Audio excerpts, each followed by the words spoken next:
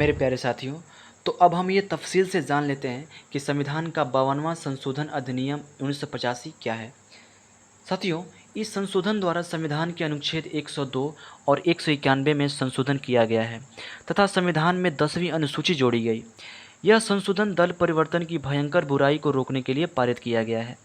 इसके अधीन चुनाव के बाद किसी सदस्य की निम्न परिस्थितियों में संसद या विधानसभा की सदस्यता समाप्त हो जाएगी। तो साथियों, कुछ निम्न परिस्थितियां हैं जिसके तहत अगर कोई विधायक या सांसद दल परिवर्तन करता है तो उसकी जो है सदस्यता समाप्त हो जाती है। ठीक है, तो ये परिस्थितियां इस प्रकार हैं, हम उसको क ख ग के रूप में आपके सामने प्रेजेंट करेंगे।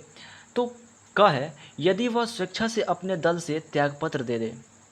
या ख है, वह अपने दल या उसके द्वारा प्राधिकृत व्यक्ति की पूर्व अनुमति के बिना सदन में उसमें किसी निर्देश के विरुद्ध मतदान करता है या मतदान में अनुपस्थित रहता है।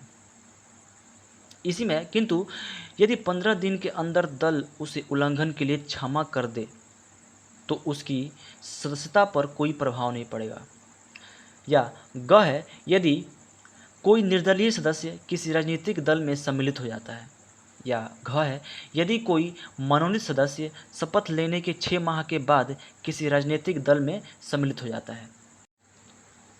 साथियों, इस संशोधन के कुछ अपवाद भी हैं जो यह तय करते हैं कि दल छोड़ना दल परिवर्तन नहीं माना जाएगा और विधानमंडल की मेंबरशिप समाप्त नहीं होगी। तो मेरे प्यारे साथियों, पहला अपवाद है, यदि किसी राजनीतिक दल के विभाजन पर उस दल के 1/3 सांसद या विधायक दल छोड़ दें। दूसरा अपवाद है, यदि किसी दल में विलय की स्थिति में उस दल के कम से कम 2/3 सदस्य उसकी स्वीकृति दे दें। तो मेरे प्यारे साथियों, आपने इससे क्या सीखा कि जो संविधान संशोधन अधिनियम 1985 है, ठीक है, इसमें जो क्राइटेरिया, जो पैमाना तय किया गया, ठीक है, कि दल बदल करने पर उनकी सदस्यता जो विधायक और सांसद हैं समाप्त हो जाएगी। ठीक है, लेकिन इसके साथ ही अपवाद भी इसमें दे दिया गया कि कुछ विधायक दल कुछ का मतलब 1/3 अगर सांसद है अगर छोड़ रहे हैं एक साथ तो वो दल परिवर्तन नहीं माना जाएगा।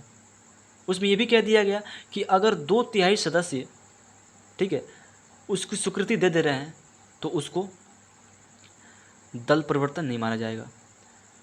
तो आपके सामने हमने दोनों बातें रखी।